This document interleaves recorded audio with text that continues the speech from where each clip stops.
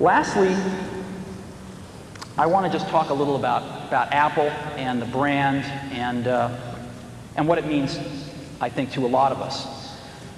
You know, I think you always had to be a little different to buy an Apple computer. When we shipped the Apple II, you had to think different about computers. I mean, computers were these things you saw in movies. They occupied giant rooms. They weren't these things you had on your desktop. You had to think differently because there wasn't any software at the beginning.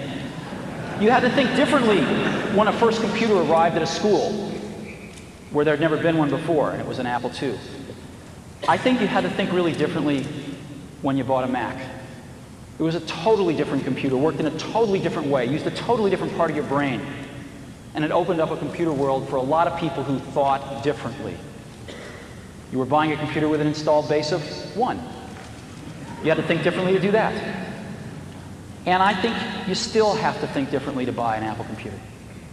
And I think the people that do buy them do think differently, and they are the creative spirits in this world.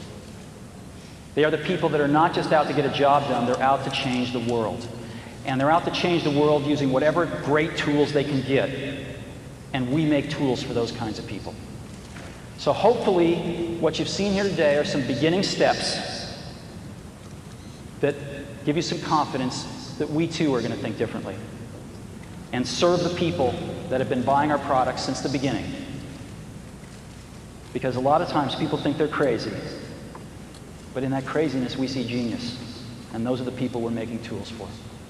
Thank you very much.